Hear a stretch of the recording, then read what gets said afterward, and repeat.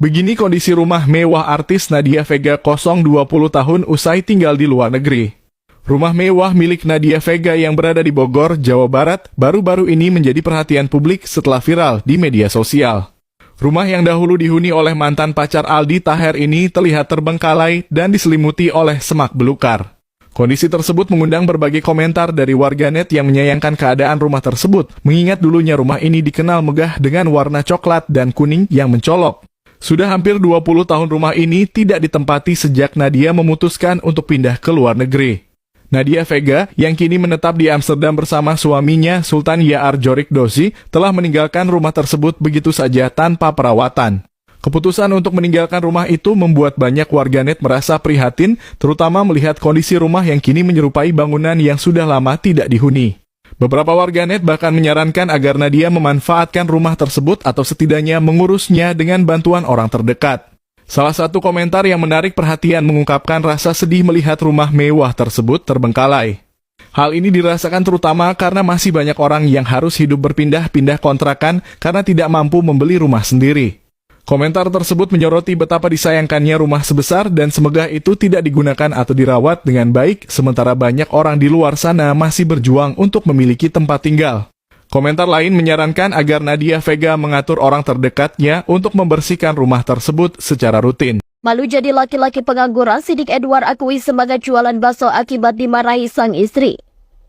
Sosok Siddiq Edward yang pernah menjadi bintang muda bersinar kini kembali mencuri perhatian publik. Namun bukan karena perannya dalam sinetron atau film, melainkan karena perubahan drastis dalam hidupnya, karena hidupnya berubah dari aktor terkenal menjadi pedagang bakso cilok di pinggir jalan. Keputusan ini bukan bagian dari skenario film, melainkan kenyataan pahit yang harus ia hadapi. Siddiq yang memiliki darah campuran Belanda dan Jawa bercerita mengenai perjuangannya melalui unggahan video di akun media sosial pribadinya.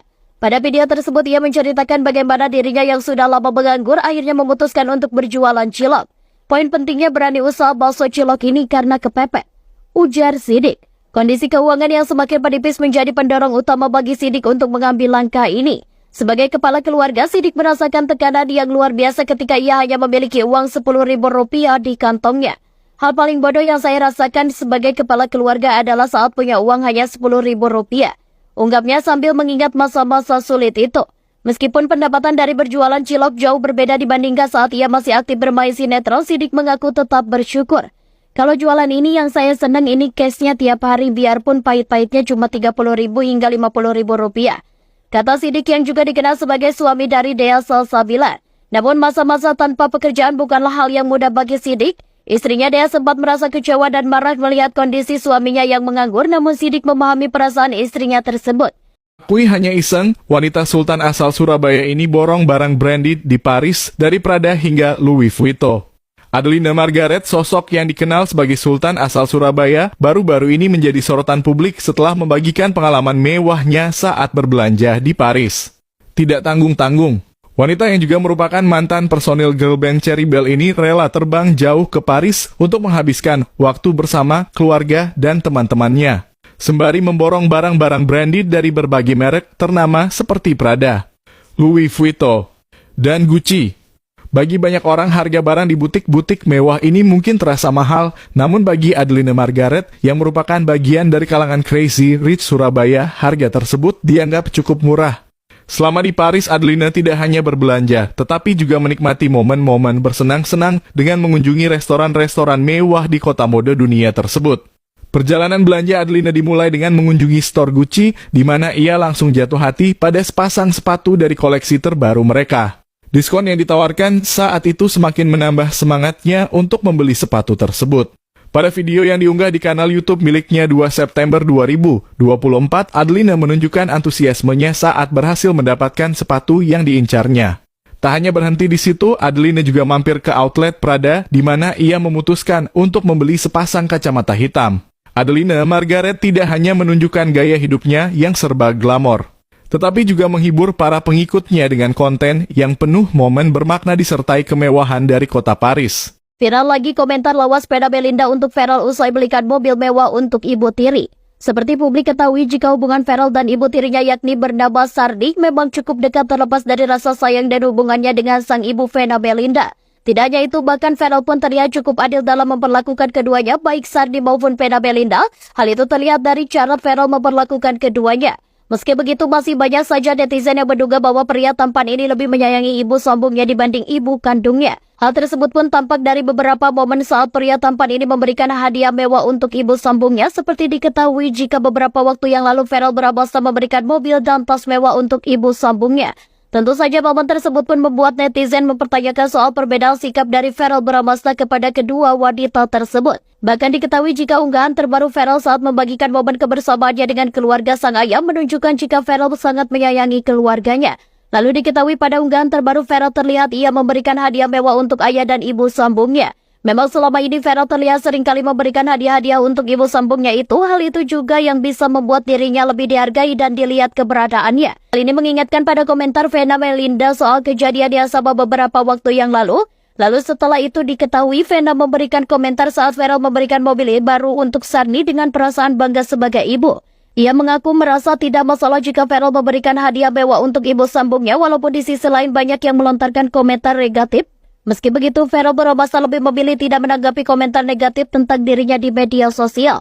Kepala menjalani operasi plastik di Korea, Indra Bruggman sebut alasan bukan tren tapi demi kesehatan. Keputusan aktor ternama Indra Bruggman untuk menjalani operasi plastik di Korea Selatan baru-baru ini mengundang perhatian luas dari publik. Banyak yang bertanya-tanya mengingat penampilan Indra di usia 43 tahun masih terlihat prima dan memukau. Namun pada Minggu 1 September 2024, Indra akhirnya mengungkap alasan di balik keputusannya tersebut yang ternyata berkaitan dengan masalah kesehatan serius yang ia alami. Pada sebuah video yang diunggah di akun media sosial resminya, Indra menjelaskan bahwa dirinya menjalani operasi plastik sebagai upaya untuk mengatasi efek samping dari gangguan hipertiroid yang ia derita. Hipertiroid itu membuat badan saya menjadi lebih kurus karena lemak-lemak di badan terkuras habis, termasuk di daerah wajah, daerah mata saya menjadi lebih cekuk, ungkapnya. Indra juga menjelaskan bahwa gangguan hipertiroid yang ia alami membuat berat badannya menyusut hingga 15 kg. Sebelum memutuskan untuk menjalani operasi, Indra sempat mencoba berbagai metode lain seperti filler di area mata, namun hasilnya jauh dari harapan. Sudah beberapa upaya saya lakukan, di antaranya filler di area mata, tapi hanya bertahan selama 3 hari dari setahun yang seharusnya filler itu bertahan dan makin memperparah kondisi matanya. Jelasnya, dokter yang menangani Indra baik di Indonesia maupun Malaysia akhirnya memberikan rekomendasi bahwa satu-satunya cara untuk mengembalikan kondisi wajahnya adalah dengan operasi plastik. Semua dokter mengatakan mata saya tidak akan balik lagi kalau tidak melakukan operasi plastik walau kadar tiroidnya sudah stabil, ujar Indra. Sebagai seorang public figure yang bergantung pada penampilan fisik, kondisi ini tentu menjadi tantangan besar baginya. Bikin ulah lagi, oknum ormas pemuda Pancasila obrak-abrik toko buah tak terima dikasih uang 10.000. Sejumlah pria yang diduga merupakan anggota dari ormas pemuda Pancasila melakukan tindakan yang menghebohkan di wilayah Kembangan, Jakarta Barat. Mereka menggeruduk dan mengobrak-abrik salah satu toko buah yang berada di kawasan tersebut sehingga memicu kepanikan di kalangan pedagang dan warga sekitar. Menurut informasi yang beredar, insiden ini bermula ketika para anggota ormas tersebut merasa tidak puas dengan jumlah uang yang diberikan oleh pedagang buah. Mereka disebut-sebut meminta sejumlah uang sebagai bentuk iuran atau pungutan yang dianggap sebagai uang keamanan. Namun jumlah uang yang diberikan oleh pedagang ternyata tidak sesuai dengan yang mereka harapkan.